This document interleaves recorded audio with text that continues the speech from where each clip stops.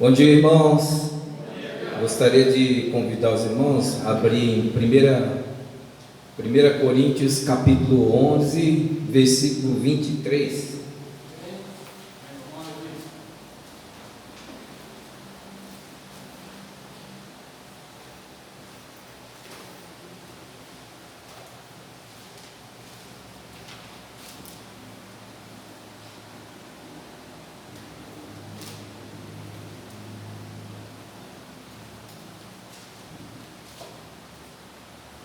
Na Escritura Sagrada está escrito: pois recebi do Senhor o que também lhes entreguei, que o Senhor Jesus, na noite em que foi traído, tomou o pão e, tendo dado graças, partiu e disse: isto é o meu corpo, que é dado em favor de vocês. Façam isso em memória de mim.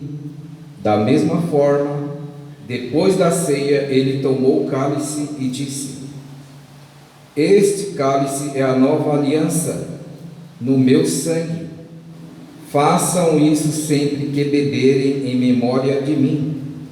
Porque sempre que comerem deste pão e beberem deste cálice, vocês anunciam a morte do Senhor até que ele venha. Portanto, todo aquele que comer o pão ou beber o cálice do Senhor indignamente será culpado de pecar contra o corpo e o sangue do Senhor. Examine-se cada um a si mesmo, e então coma do pão e beba do cálice. Pois quem come e bebe sem discernir o corpo do Senhor, come e bebe para sua própria condenação. Por isso há entre vocês muitos fracos e doentes, e vários já dormiram. Mas se nós tivéssemos o cuidado de examinar a nós mesmos, não receberíamos juízo. Quando, porém, somos julgados pelo Senhor, estamos sendo disciplinados para que não sejamos condenados com o mundo.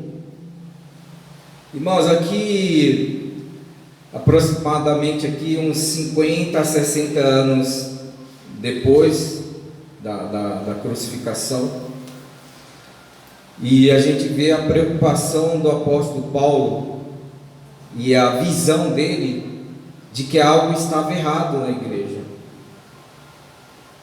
E ele quer ajudar a igreja, porque não poderia ser dessa forma. Esse momento da ceia, ele estava atrapalhando a comunidade. Então Paulo, ele traz a visão certa para a igreja, ele dá direções corretas para a igreja. Ele fala, havia muitas opiniões.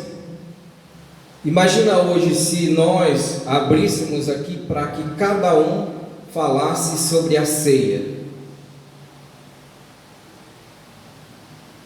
Acho que aqui tem 20 pessoas, mas um irmão dá uma opinião, o outro dá opinião. Então a igreja de Coríntios, até no momento da ceia, que era um momento muito importante, que eles se reuniam, Paulo até fala: será que vocês não sabem que é a ceia que está sendo, esse momento é um momento que vocês comem e bebem, e tem o momento do vinho, o momento do pão. Então havia muitas opiniões, e Paulo não deu a opinião dele. O mais interessante é Paulo não deu a opinião dele. O que eu li aqui, você pode confirmar, Paulo, alguns irmãos falaram para ele de como que foi a ceia. Os apóstolos ensinaram para ele, porque ele não estava presente nesse momento, e ele cita a mesma ceia, ou a ceia deve ser assim, exatamente como ele fez. Nós não podemos mudar esse momento. Mas o que estava acontecendo com a igreja era muito a questão de comida, porque eu fui pesquisar ceia no dicionário, tem a ver com refeição. O que nós fazemos aqui é em partes, né? Porque nós só temos o matzá, né? Que em hebraico significa um pão sem fermento, e o vinho. Esse era um momento, porque havia, se você vê com os discípulos dele, houve um momento, a mesa. Se você for estudar sobre a ceia, você vai ver como que ele pediu para os discípulos preparar, havia um lugar, e ele se reuniu ali, ele expressando que estava ansioso por esse momento. Esperei ansiosamente para estar com vocês, esse é um momento muito especial. Já deu meu tempo. Onde ele iria transmitir o momento em que os discípulos eles falaram: depois vocês vão entender isso, vocês não estão entendendo isso.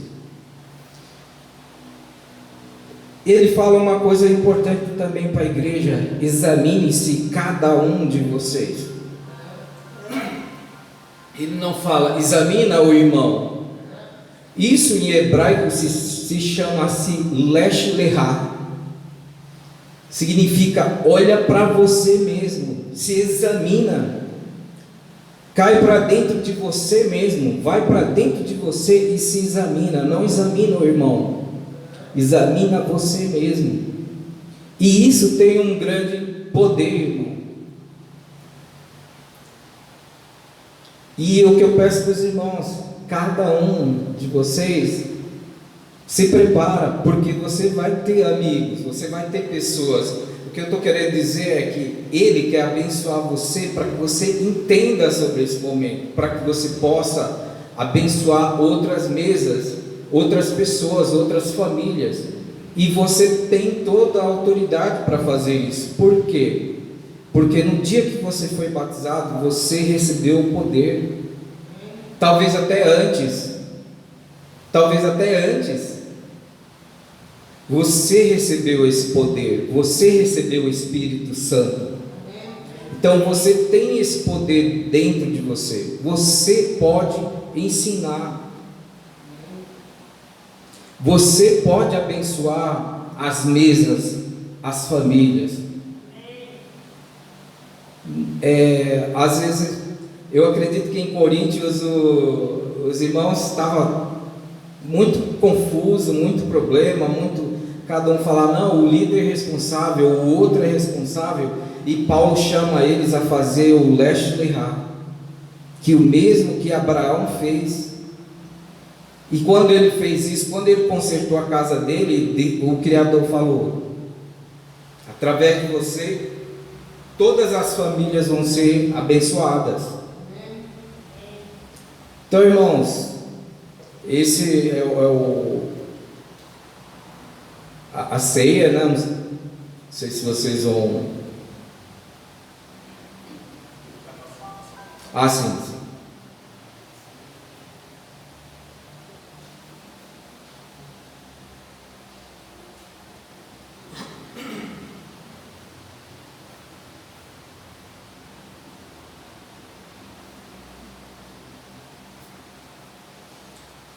Eu vou fazer uma oração, mas Paulo ele também fala de algo que estava acontecendo na igreja. Por esse motivo, há alguns fracos entre vocês. Não deveria, porque não é para você estar fraco, caindo e precisando. Você está forte, você está cheio do poder de Deus.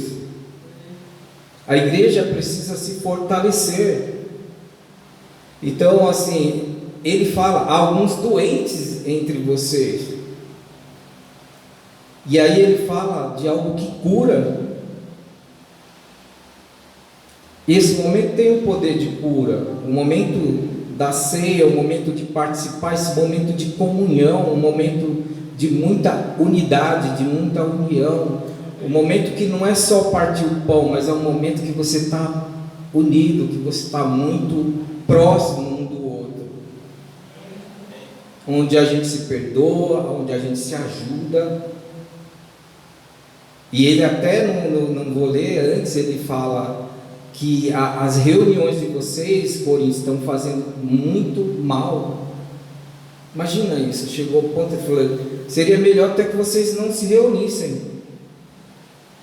Mas o Criador é misericordioso, que se reúnam para abençoar, para se ajudar, para edificar a vida um do outro. Pai, nós te agradecemos por esse momento especial, não só esse momento, Pai, mas temos o louvor que queremos te adorar, queremos te servir, Pai, com as canções, em todos os momentos, Pai, mas eu fico pensando como que nós podemos oferecer algo para Ti, Pai. Nos sentimos tão, às vezes, fracos. Olhamos para as Escrituras e vimos que nessa canção onde foi falado de que vamos ouvir a canção que Tu vais cantar para o povo. Como que podemos entender isso, Pai? Tão perfeição, Tu estás sentado num trono de ouro, onde a hierarquia de anjos, alguns anjos não podem olhar para Ti, Pai. E nós te agradecemos porque, como fracos seres humanos, nos dá a oportunidade de poder Te louvar, de poder Te adorar e de poder Te servir, Pai. Aceita as nossas vidas, nós pedimos perdão pelos nossos erros e nossas falhas e Te agradecemos pela Tua misericórdia, pela Tua compaixão, pela Tua bondade, Pai. Muito obrigado por cada coisa que tem nos abençoado e tem nos ajudado até aqui, Pai. Muito obrigado, Te agradecemos. Amém.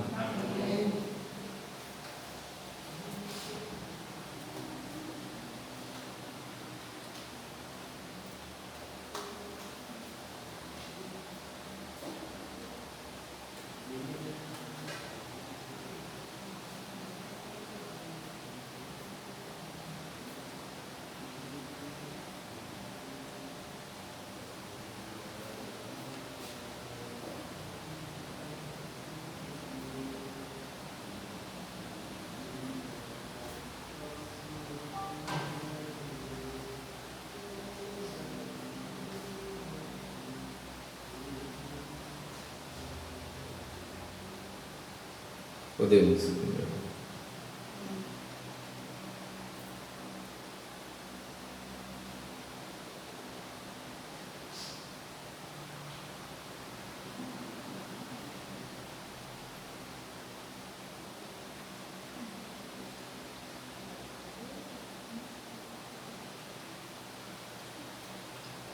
Amém.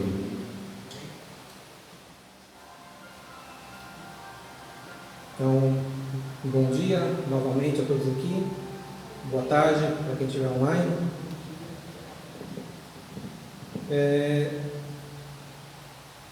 Nas últimas semanas nós estamos falando bastante a respeito de, não posso falar assim, do que a Bíblia diz sobre como deve ser o andamento da igreja, vamos dizer assim. Então, eu falei durante 2 semanas sobre um estudo de governança na igreja, ou que outros poderiam dizer de liderança. Se não me engano, na semana passada, o Francisco complementou, falando sobre como levar adiante uma igreja em que os líderes não estão impondo nada, ou seja, nem são líderes, porque eles deixam a liderança para Jesus, né? Então, que os irmãos, eles têm que se deixar levar pelo quê? Pelo amor uns pelos outros, e que esse amor faz com que um influencie o outro a crescer com Cristo, e não um grupo ou uma única pessoa ordenando que os outros façam isso ou aquilo ou deixem de fazer, e simplesmente obedecendo ordens. E o que nós vamos falar hoje É sobre... É uma expectativa de Cristo. E se Cristo espera uma coisa, para nós é ordem. Não é uma coisa para se levar assim, quem sabe, vamos pensar no caso. Não sei se é tão importante assim. Não, se Jesus falou que era para ser assim, então tem que ser assim. E o tema é unidade. Tema que o próprio Levi falou hoje na ceia, com bastante razão, que nesse momento da ceia nós nos unimos mesmo, né? Nos unimos em torno de um único tema, e o tema é Jesus. E como ele também falou, né? Mesmo Paulo, na hora que ele foi falar sobre a ceia, ele não foi incluir alguma opinião dele. Então não era para ter opinião, eu ouvi assim, estou passando para vocês, acabou, não tem o que acrescentar, é isso. Então, um dos desafios para a unidade na fé, que é o que a gente vai estudar hoje, é deixarmos opiniões de lado. Opinião não tem lugar, palpite, o que eu acho, não tem lugar. E nós temos liberdade para achar muita coisa, mas não aquilo que é da fé, porque o que é da fé vem de Deus.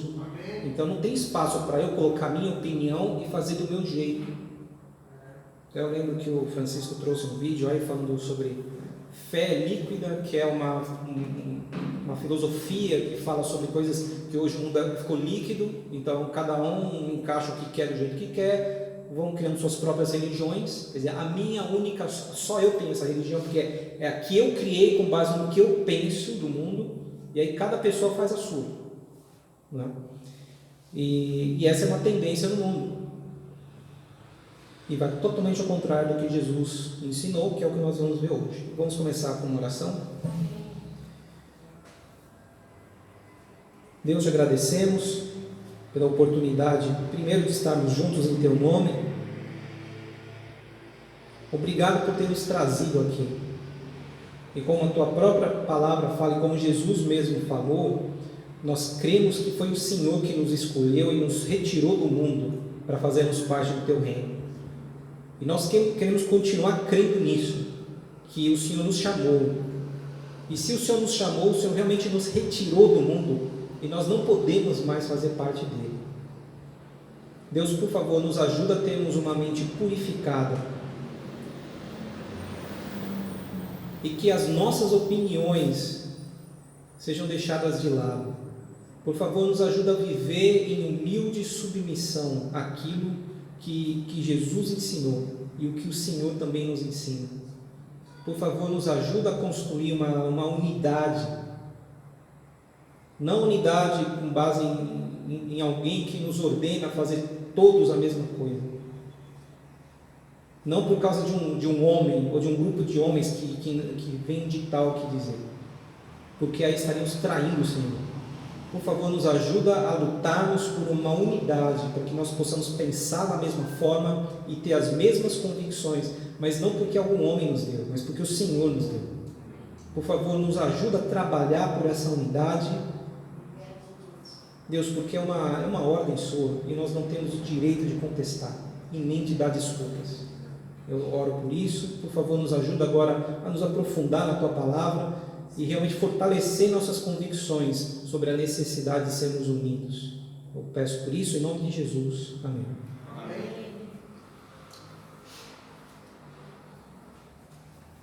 Me veio à mente uma música de um bom tempo atrás.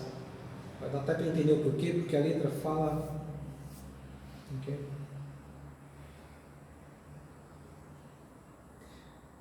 Tudo se divide, tudo se separa. Duas Alemanhas, duas Coreias. A música é tão velha que na época tinha duas Alemanhas, agora só tem uma, e faz tempo já, né? A música é antes disso. Só que existe uma verdade muito forte. As duas Coreias ainda estão lá divididas, e aqui vai ser feio de unir um dia. A tendência de separação. Né? As coisas se separam, as pessoas se separam, países se separam.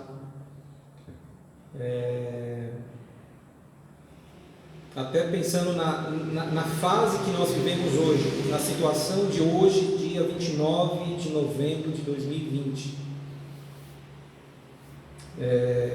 O perigo de uma doença, e as pessoas também se dividem até mesmo nisso, né? Inclusive isso é um perigo grande de contendas, inclusive aqui dentro, porque enquanto algumas pessoas podem vão para um extremo de extremo cuidado, completo isolamento, não chegue perto de mim, e se você estiver descumprindo qualquer coisa, eu vou tacar um monte de pedra em você, porque você está errado. E aí tem um outro extremo não tem nada não, não tem perigo não, isso aí não é bem assim, não é tudo isso. Então, deixa eu curtir minha liberdade, para de ser tão chato. E aí, obviamente, tem todo um bolo aqui no meio, que é uma mistura dos dois. E aqui a gente vê o risco, né? Mesmo num grupo bastante pequeno, de a gente ter uma divisão muito grande entre as pessoas, com potencial de contendas, de brigas, de conflitos, e a coisa pode se desenvolver muito rápido.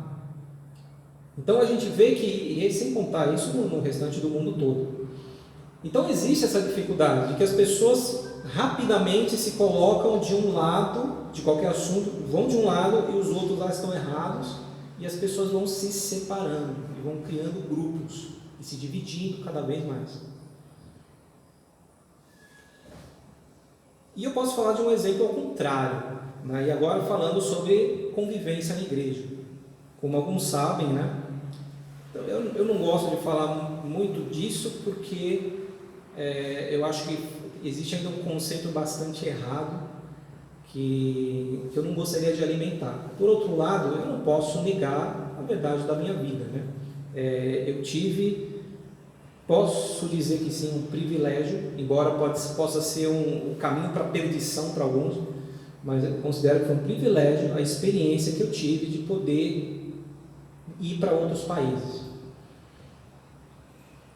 E eu tive esse privilégio num tempo em que, acho que alguns aqui não estavam ainda, mas alguns estavam como eu, dentro da igreja, e o que a gente ouvia falar que a igreja era internacional.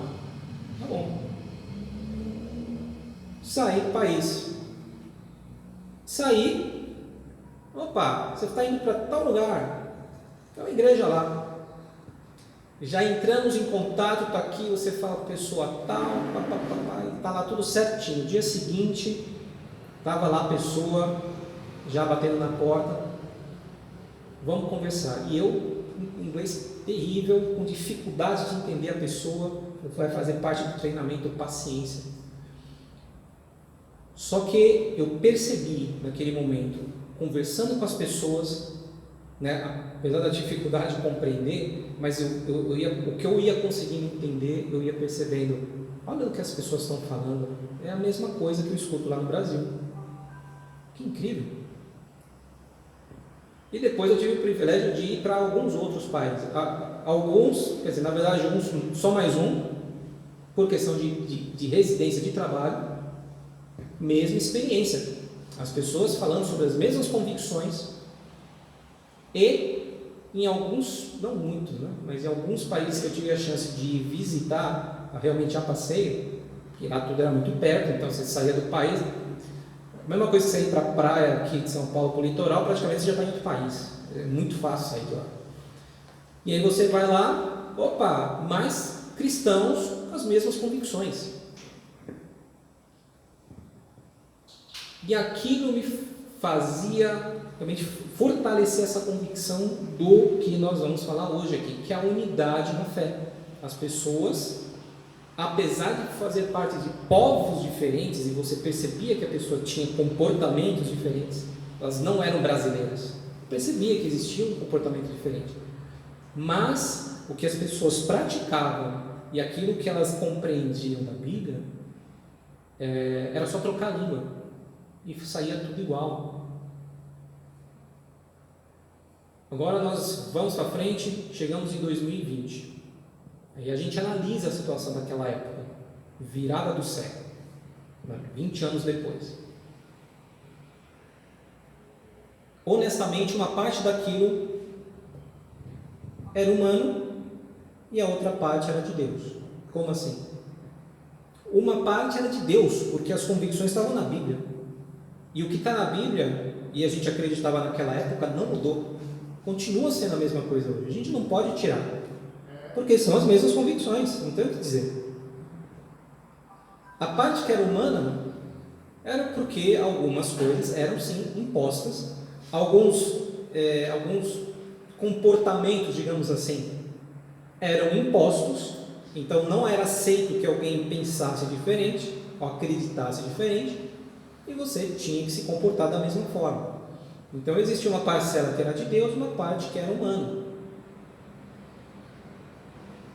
O que é humano, sim, nós precisamos tirar, mas o que é espiritual nós não podemos. E aí a gente vai ler aqui o que Jesus viu para nós e o que ele desejou em João, no Evangelho de João, no capítulo 17.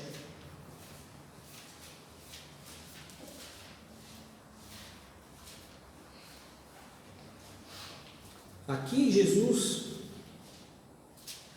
está orando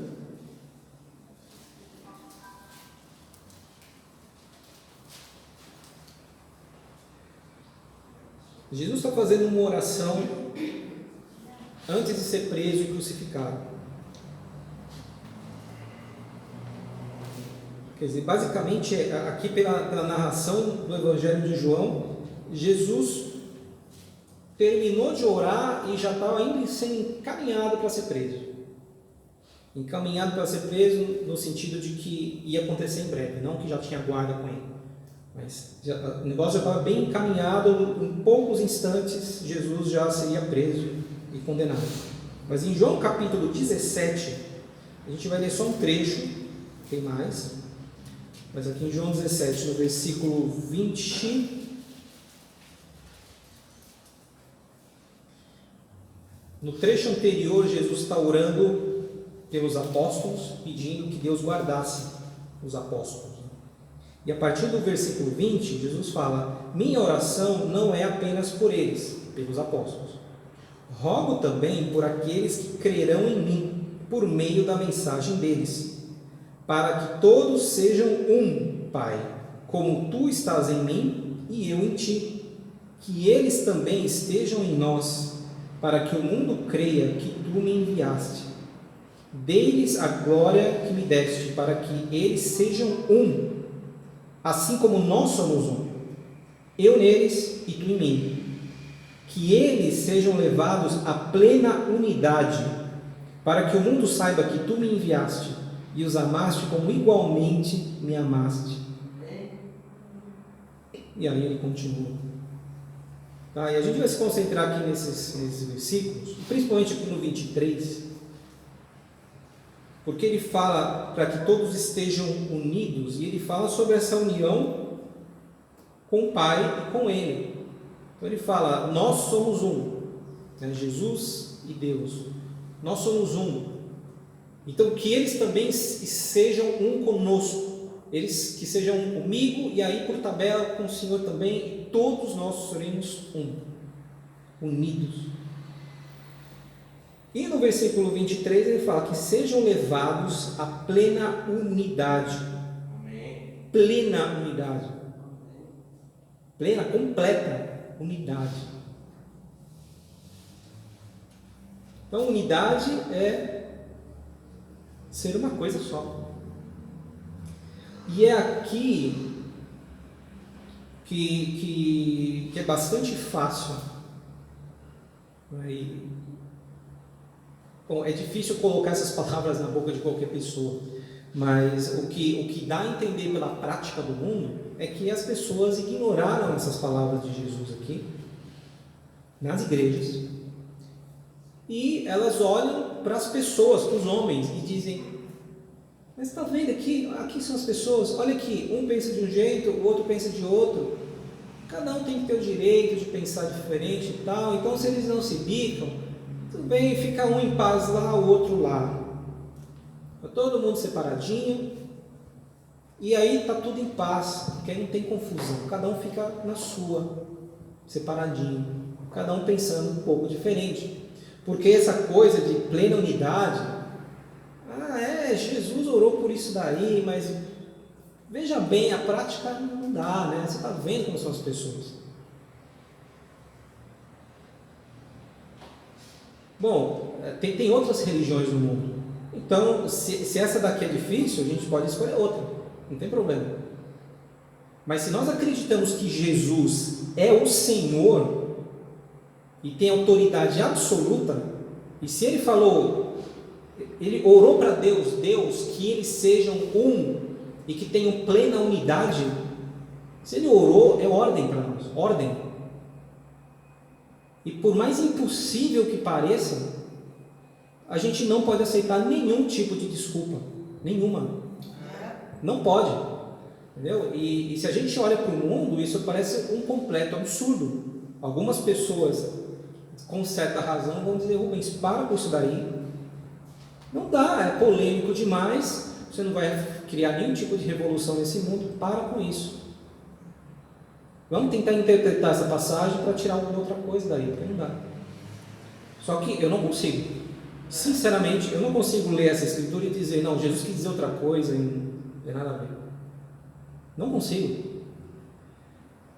Então, se Jesus desejou isso e orou por isso, então nós, como cristãos, não podemos admitir a possibilidade de nós não vivermos em plena unidade. Só que você pensa: nós vivemos aqui em plena unidade? Não. Eu pelo menos falo por mim. Não. Agora, é porque eu quero me dividir de propósito? Não. Mas eu sei que nós pensamos bem diferentes. Cada um aqui vai ter algum tipo de conflito com o outro por questões de algum tipo de convicção, até mesmo espiritual. Mas se Jesus orou por isso, significa que nós precisamos, então todos nós, então não sou só eu, não é só cada um de vocês, todos precisamos olhar para essa escritura e entender: esse é o desejo de Jesus. Então, de um jeito ou de outro, nós vamos ter que trabalhar por essa plena unidade. Nós temos que trabalhar por uma unidade na fé, até chegar ao ponto em que nós vamos nos maravilhar. E mais do que isso, outras pessoas vão se maravilhar por entender: mas essa turma aí, é tão diferente um do outro, como que eles podem falar tudo a mesma coisa? Alguém lavou a cabeça, fizeram lavagem cerebral neles. Olha, que seja, mas que seja lavagem cerebral de Cristo, entendeu? Porque se o Espírito trabalha nas pessoas, se nós permitirmos que o Espírito trabalhe em nós, nós podemos atingir essa plena unidade. Perfeita, absoluta não, porque nós somos falhos, mas algum nível de unidade nós precisamos ter. Mas não aceitar a desculpa de que cada um pensa de um jeito: mas você sabe, é assim mesmo, que não vem com essas histórias utópicas, né? Histórias utópicas de que pode ser possível você estar unido. O homem, o ser humano, conseguiu construir algo, que é o exemplo que eu dei anteriormente, em conseguir forçar uma certa unidade. E olha, a experiência era boa, era muito boa, né? Era quase como você ir para uma certa, uma certa rede de alimentos, né? Considerado fast food, né? E aí você está aqui, e aí você vai para o litoral aí do Nordeste, e lá também tem. Opa, não estou a fim de arriscar comida daqui não, acho que eu vou ali porque eu sei que é igual. E aí você vai, pega um avião, voa 12 horas, você vai parar lá no Oriente Médio. Aí você olha a comida assim: essa comida eu nunca vi na minha vida. Opa, tem aquele restaurante ali, pronto. Aí você vai lá, idêntico a comida. Os mesmos pratos, tudo igual. Você fala: bom, pelo menos a risco eu não tenho. Aí também tem uma certa marca aí de bebida que muita gente fala que é veneno, né, que desentope pipi e tudo. Só que aí tem uns certos países aí que, se você, dependendo de onde você tomar água, aí você praticamente já era. né? Inclusive eu tive essa experiência com comida, inclusive um dos países mais ricos do mundo, por incrível que pareça. Eu e minha mãe passando mal mesmo.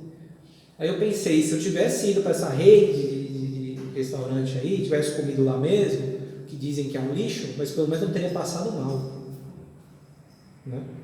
Quase fui parar no hospital. E aí você percebe, é que fizeram a coisa idêntica, e forçaram aquilo, foi forçado. A gente quer que seja igual no mundo inteiro, mesmo, a mesma comida, a mesma bebida, tem que ser igualzinho. E aí você pode ir para qualquer lugar do mundo, mas você sabe, eu estou comendo a mesma coisa. Pelo menos surpresa eu não vou ter. Eu posso deixar de comer algo muito bom, maravilhoso, mas também não corro o risco de ter uma intoxicação alimentar. Então você fica ali no meio. Então, se as pessoas conseguem criar esse tipo de unidade, e mesmo na igreja, com a minha experiência que eu tive, era incrível você pensar, gente, é uma pessoa de outra nação, teve outra formação, outra cultura, a pessoa pensa muito diferente de mim, só que quando vamos para as convicções espirituais, é a mesma coisa. Isso é muito parecido com isso daqui, é como se o sonho de Cristo se tornasse realidade. Pessoas pensando a mesma coisa, ensinando as mesmas coisas para os outros. Isso não pode ser só um sonho, isso precisa se tornar uma realidade.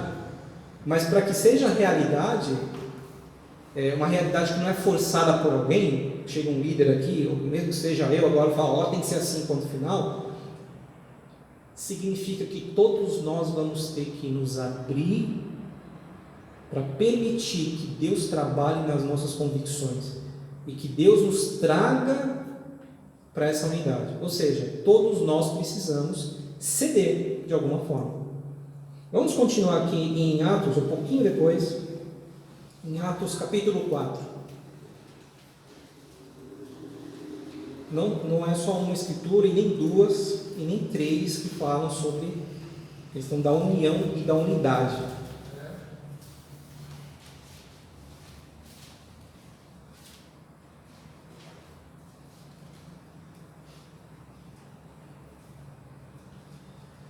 Aí, talvez para fazer um parênteses, eu gostaria de deixar também claro que quando a gente fala sobre esse tema, sobre unidade, existe uma diferença sobre união e unidade. Eu lembro do Francisco falando isso no outro dia, e ele quis descrever que a unidade é um passo a mais da união, porque a união está simplesmente todo mundo junto. Acho que ele até brincou falando que a unidade é você pegar um saco de laranja, elas são todas juntas ali, mas cada uma é uma, né?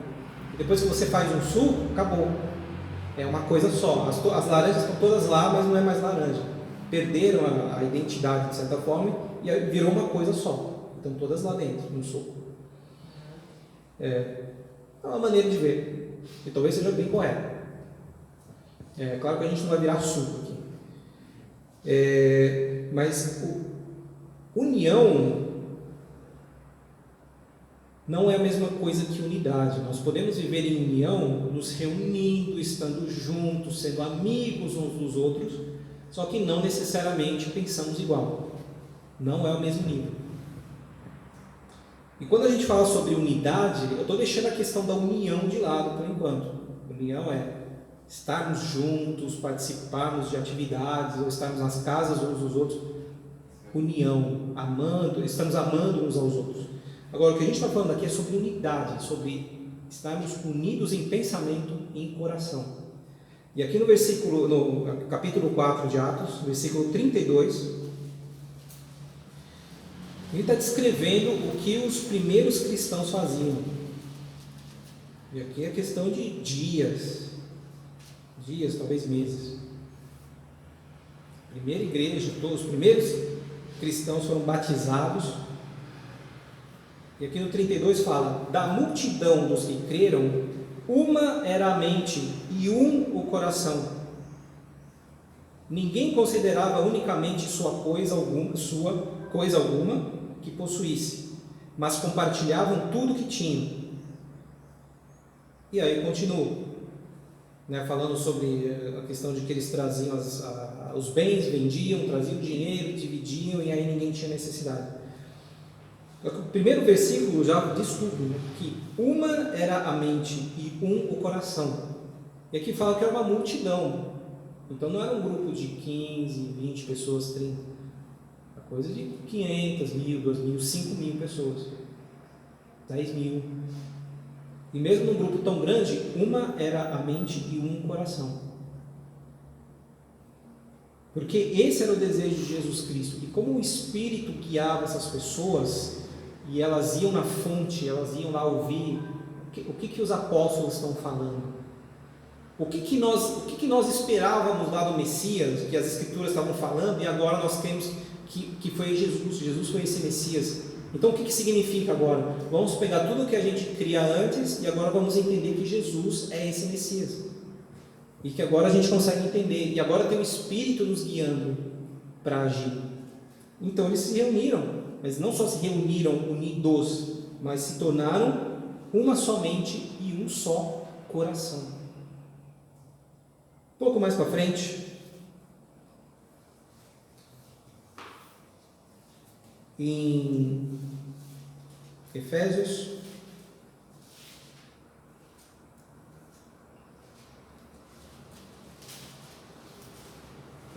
capítulo 4.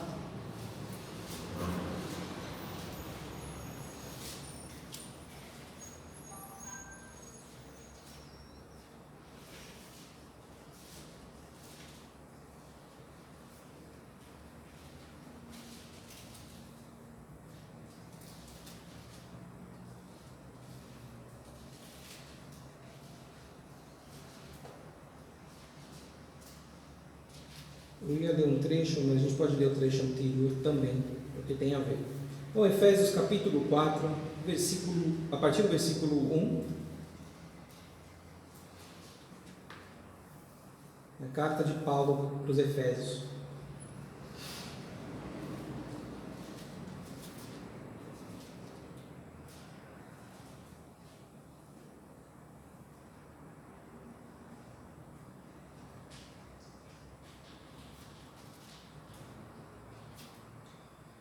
Conferir uma coisinha antes aqui. Efésios capítulo 4, versículo 1. Como prisioneiro no Senhor. Prisioneiro no Senhor. Ele não está falando aqui sobre prisioneiro, agora eu sou um escravo de Cristo. Não. Estava preso mesmo, estava na cadeia aqui. Você pode ver, eu acabei de conferir aqui em Efésios 6. É isso mesmo. Ele estava na cadeia. E aí ele mandou essa carta aqui para os Efésios. Então, como prisioneiro no Senhor, rogo-lhes que vivam de maneira digna da vocação que receberam.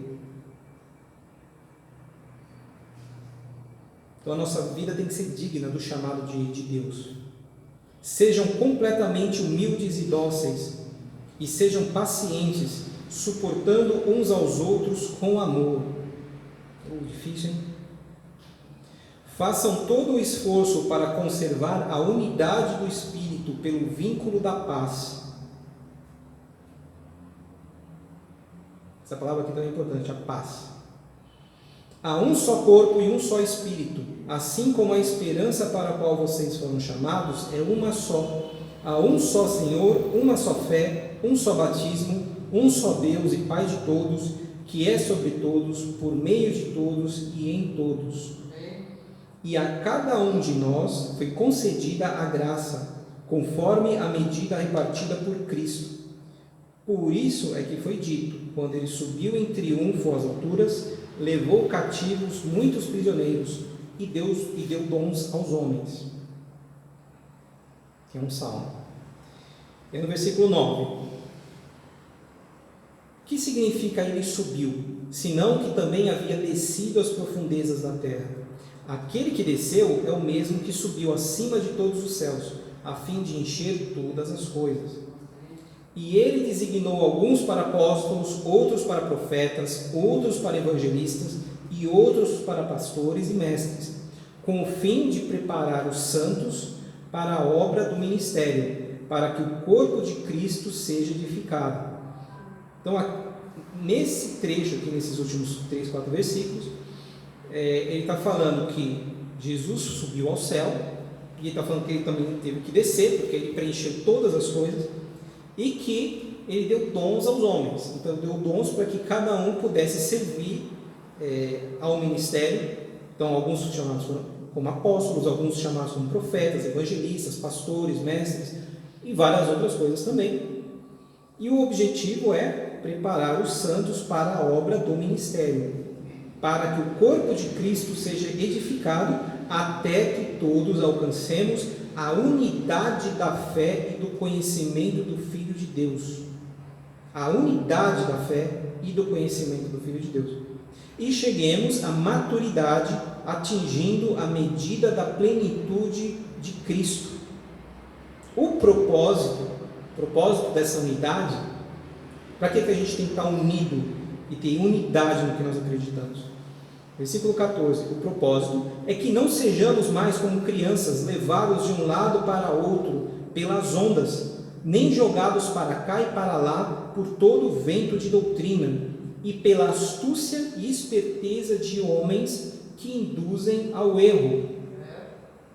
Então significa que a gente precisa se fortalecer nas convicções, e quando nós nos fortalecemos e ficamos unidos nessas mesmas convicções, aí a gente não é levado, alguém chegou lá com uma ideia, que legal, vamos lá, aí fica a metade vai, a outra fala, não, essa besteira aí, isso aí é heresia, e pronto, aí fica aquela bagunça, porque a convicção não é firme. E eu nem estou falando que aquele que foi o errado, o que ficou está certo, pode ser o contrário também. Mas a questão aqui é que se nós construímos as mesmas, a gente deixa de ser levado por qualquer coisa, qualquer novidade que aparece, já uma turma vai que nem vaca brava e os outros ficam teimosos, não, a gente não muda uma vírgula do que a gente acredita. Como eu falei, pode ser que não seja o que foi que está errado e o que ficou está certo, e pode ser que os dois sejam errados, inclusive, está todo mundo errado, porque o que importa são as convicções plenas da palavra. E além dessa coisa de não sermos levados para todo lado, também sermos levados pela astúcia e esperteza de homens, a má intenção, que infelizmente existe no mundo hoje, líderes que se aproveitam do poder que eles têm, porque eles têm poder pela posição que eles se colocam acima dos outros, e eles se colocam como papel de líderes de uma organização religiosa, e eles se consideram como os únicos que podem influenciar, e todo o conhecimento vem deles, e a autoridade final para tudo são esses homens, e aí eles determinam o que eles querem, porque existe uma frase bastante interessante que eu peguei, conflito de interesse. Qual é o conflito de interesse de um cristão se ele se dispõe a morrer pela fé? Qual é o conflito que ele pode ter? O que ele ganha? Um cristão, na verdade, se dispõe a quê? A só perder. Eu me disponho a perder um monte de coisas. O que eu vou ganhar? Eu espero ganhar a vida eterna. Eu espero ficar rico? Não deveria. Não com base na fé. Eu espero ganhar isso e aquilo nesse mundo. Errado. Pode ser que você ganhe. Jesus até promete, né? Ele fala, se você abandonar aqui pai, mãe, filhos, terras, não sei o que, eu vou te dar 100 vezes mais. Então uma família 100 vezes maior, 100 vezes mais outras coisas. Só que é tudo compartilhado. Não é dado de presente para você. Toma aqui a escritura de um condomínio completo aqui, você vive do aluguel aí. Não, isso não. Então o cristão, ele não deveria, pelo menos, ter nenhum conflito de interesse. Ele não precisa pregar o evangelho para ganhar alguma coisa nesse mundo. Então, tanto faz. Eu vou pregar o evangelho, se alguém ouvir ou não, o problema não é meu. Fico triste por saber que as pessoas se endurecem e não aceitam, mas eu não tenho prejuízo nenhum, porque a minha promessa, eu acredito que está garantida no céu para mim. Então eu garanti a minha, espero que outros possam garantir também, mas fora isso eu não tenho nenhum conflito de interesse. Se eu estou aqui na frente falando agora, semana que vem eu posso parar, não perco nada, aliás eu até ganho, né? Eu vou ganhar se eu parar. Eu ganho. Ter um pouquinho mais de tempo, de tranquilidade. Não ganho nada falando aqui, nada. Nem para o ego eu ganho. Então, um cristão, chegando a esse ponto, estou falando do meu ponto, chegando ao ponto da unidade na fé, então nós estamos unidos e nós acreditamos, olha, a gente não tem nada a perder, não temos nada a ganhar com Cristo, faço por minha convicção, porque eu estou unido com Deus e é isso que eu quero fazer para Deus. Então nós podemos atingir essa unidade sem induzir ninguém ao erro, porque infelizmente algumas pessoas querem induzir ao erro, nos enganam, tentam nos trazer para um lado, nos convencem com algumas palavras e nos induzem ao erro, e nós temos que estar preparados para isso. E aí no versículo 15 fala: antes, seguindo a verdade em amor, cresçamos em tudo naquele que é a cabeça, Cristo. E aí ele fala: cresçamos em tudo. Eu não sei até que ponto isso ficou claro, né? Algumas vezes que eu tenho falado. Nós precisamos crescer em tudo. Tudo. Então, não existe nenhum tema que você possa dizer: esse tema não tem graça, isso aqui é chato, isso aqui não faz sentido, isso aqui eu não gosto disso aqui. Não existe isso, porque Cristo, Ele age em todas as áreas da nossa vida. E em todas elas nós precisamos nos submeter a Cristo. Todas. Até aquelas que você acha que, mas isso aqui não tem nada a ver. Tem. Porque é muito difícil ter alguma coisa que nós fazemos que não tem um fundo espiritual. Pequenas coisas do nosso dia a dia têm a ver com Cristo. E se nós não estamos com Cristo, talvez naquela área, porque a gente acha que Cristo não tem o que dar palpite ali, então nós fazemos, mas não fazemos de acordo com a nossa fé. E aqui fala que nós precisamos crescer em tudo, em todas as áreas. Tem áreas que eu estou consciente, tem áreas que eu ainda não consegui identificar que eu preciso entregar para Cristo, que eu nem sei, que eu penso de uma forma, mas eu ainda não acordei para a verdade. Cristo tem que dominar nessa área também. Cristo também tem algo a dizer nesta área, que agora eu acho que não tem nada a ver com Cristo, mas tem. Então, em tudo na nossa vida, você tem que parar, até como o Levi falou mesmo, tem que olhar para mim mesmo. Estou permitindo que Cristo haja nessa área? Porque Cristo tem que agir em todas elas. E algumas eu falo: não, aqui não. Só que eu gosto que seja assim. Não, nós não temos esse direito em nenhuma área. E para terminar, vamos ler Colossenses, capítulo 3.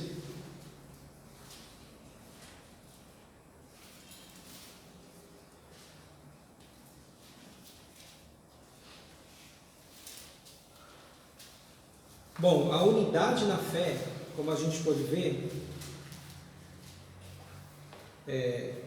eu até usei o termo sonho, né? Um pouquinho atrás.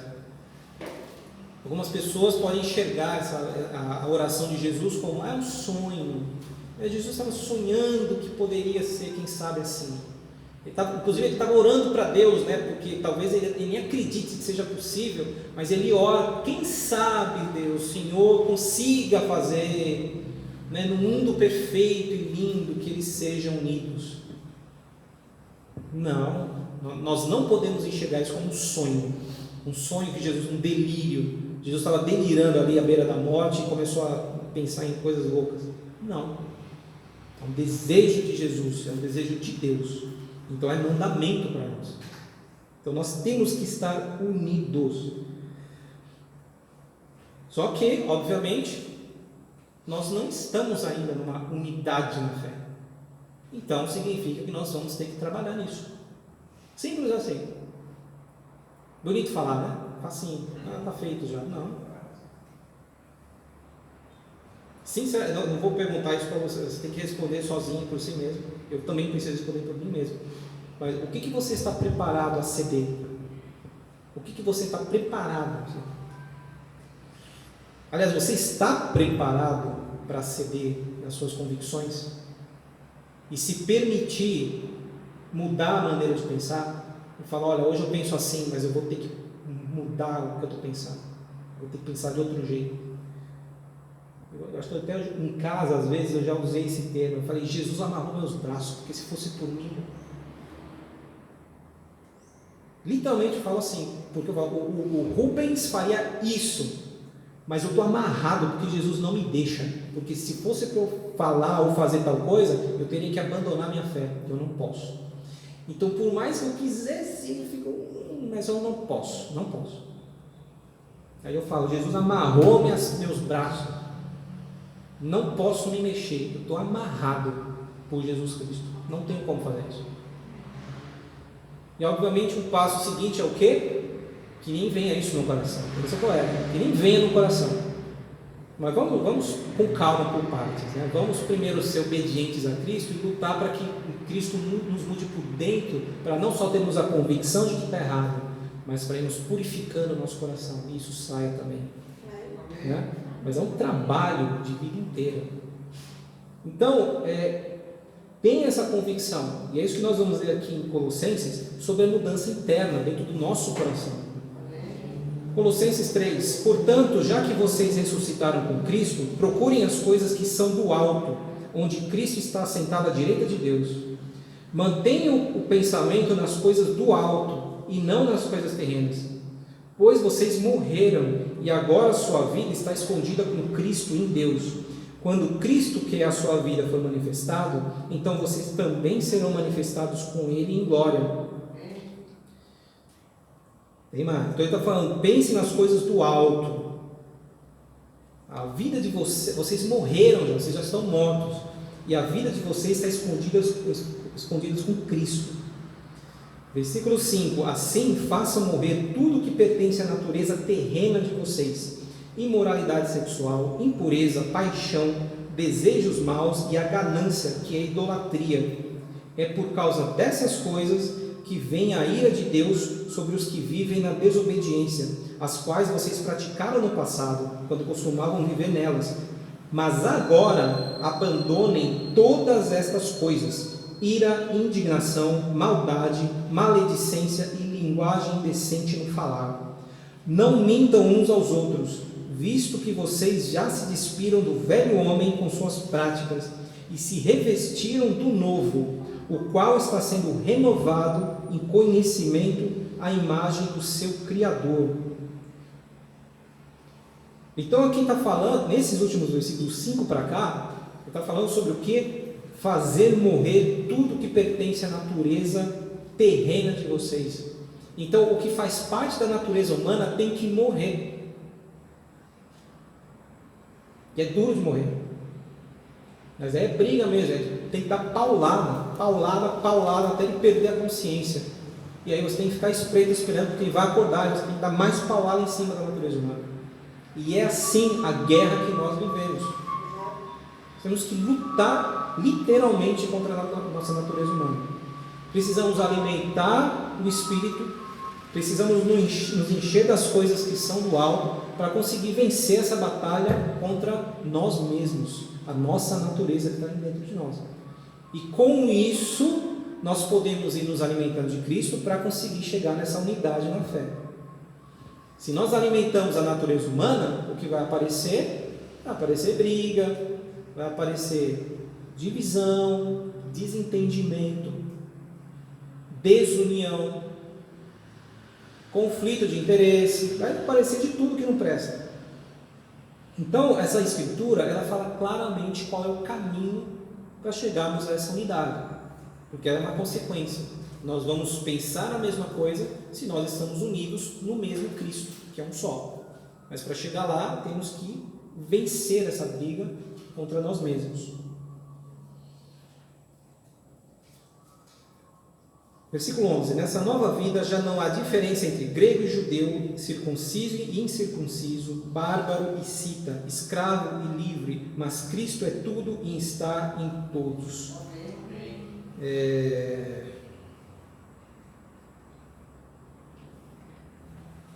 Vamos continuar, 12. Portanto, como povo escolhido de Deus, santo e amado, revistam-se de profunda compaixão, bondade, humildade, mansidão e paciência. Suportem-se uns aos outros e perdoem as queixas que tiverem uns contra os outros. Perdoem como o Senhor lhes perdoou. Acima de tudo, porém, revistam-se do amor, que é o elo perfeito.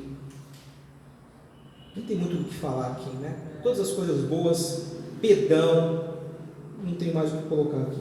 Versículo 15: que a paz de Cristo seja o juiz em seu coração, visto que vocês foram chamados para viver em paz, como membros de um só corpo, e sejam agradecidos. E aqui a gente vê a questão da paz. Paz não é a paz de cada um fica no seu canto, a gente coloca uns muros no meio e fala, bom, estamos agora em paz, porque como você não tem como pular o muro, então cada um fica em paz no seu canto. Não, a paz de Cristo é, Cristo trabalha em cada um de nós, nós nos unimos, temos unidade na fé, e aí nós vivemos em paz. Paz porque nós estamos realmente ligados em Cristo. As contendas vão ficando, os erros vão sendo perdoados. Então as coisas, o que é ruim vai ficando para trás, e nós vamos crescendo buscando a plenitude de Cristo. E aí vai vindo a paz. A paz porque nós deixamos o que é do mundo para trás. E aí nós temos essa plena unidade em Cristo. Então paz não é uma coisa que a gente quer desejar assim, vamos ficar em paz e não tem encrenca na vida. Não, isso não. Isso não é paz que Cristo trouxe. A paz de Cristo é, estejamos unidos no que nós acreditamos, para ser um único corpo. Então é isso. O chamado de Cristo, não é meu, é que sejamos unidos e unificados na nossa fé. É para nós sonharmos com mais do que você ir para uma outra cidade, né, que é o caso, inclusive, né, a gente poder ir para uma certa cidade e falar, olha, tem uns irmãos lá, e olha como nós cremos nas mesmas coisas, mesmas convicções. Não é para ser só um sonho, isso tem que ser realidade em Cristo. Nós temos que nos unir, encontrar outras pessoas e poder ver, temos as mesmas convicções, mesmas. Não é que a gente concorda que Cristo é o Senhor e só isso. Não, unidade na fé. Essa tem que ser a realidade. E como que nós podemos fazer isso? Bom, o mundo inteiro é trabalho demais. Mas o primeiro passo temos que trabalhar na nossa unidade aqui. Porque essa unidade, com o vínculo do amor, que nós vamos ter, todos nós vamos ter que ceder em alguma coisa, talvez muitas, ceder para estarmos unificados, termos a mesma fé. Se nós fazermos isso sim vai ser demonstração de amor. E aí, se nós demonstramos esse amor, ajudamos uns aos outros nas necessidades, aí as pessoas vão olhar e falar, só Deus pode fazer uma coisa dessa aqui. Porque não tem ninguém dando ordem, não tem nenhum chefão aqui mandando ninguém fazer isso, mas eles estão fazendo por convicção própria. Só pode ser de Deus isso. Vamos terminar com uma oração. Deus, eu te agradeço pelas tuas palavras. E eu oro para que o Senhor nos ajude a não aceitar desculpas, para não estarmos completamente unidos e não atingirmos essa unidade na fé. Deus, nós sabemos que isso parece até mesmo loucura, porque eu não consigo me imaginar pensando exatamente as mesmas coisas que qualquer outra pessoa, e muito menos do que um grupo inteiro, e muito menos de uma multidão inteira. Mas o Senhor pode fazer isso porque o Senhor é Deus, e o Senhor tem todo o poder, e o Senhor já enviou o Espírito para nós. Deus, eu peço que o Senhor trabalhe no nosso meio, para que nós possamos crescer, possamos abandonar a natureza humana, abandonar tudo que nós acreditamos, e realmente o meu desejo é que já possamos ter deixado muito para trás, nos anos e anos que temos vivido com o Senhor, que muito já tenha sido deixado para trás, e que mais possa ser deixado para trás também, da nossa natureza, para podermos nos ligar uns com os outros, e termos a mesma fé de verdade. Nos ajuda, Deus, a sermos unidos, a sermos uma só mente e um só coração, como está escrito em Atos. Por favor, nos ajuda a sermos preenchidos com toda a humildade, mansidão e paciência, porque sem isso nós não vamos conseguir ouvir uns aos outros, e muito menos nos deixar convencer. Eu te peço também que o Teu Espírito possa nos convencer do que é a verdade, porque em tantas coisas nós ainda estamos tateando ao nosso redor, procurando respostas. Por favor, nos esclareça e nos ajuda a termos convicções firmes, para não sermos mais levados para lado nenhum, para não sermos levados por ninguém também, que queira nos guiar por quaisquer motivos que sejam. Por favor, nos ajuda a ter essas escrituras no coração, e por favor, nos ajuda a termos coragem para poder trabalhar uns com os outros, para construirmos essas convicções uns nos outros, para estarmos realmente unidos. E por favor, fortalece o vínculo do amor, que estejamos preparados a amar uns aos outros, a desejar não só o conforto um do outro, mas o bem-estar espiritual um do outro. Eu oro para que estejamos abertos uns para os outros, para ouvirmos, aceitarmos correções uns dos outros, de quem quer que seja, e que a paz seja construída no nosso meio, uma paz verdadeira que vem de Cristo. Eu oro por essas coisas, oro para que o Senhor nos acompanhe depois dessa semana também, nos proteja do nosso próprio mal, da nossa natureza, nos ajuda a crescermos com Cristo. Te pedimos por isso em nome de Jesus. Amém.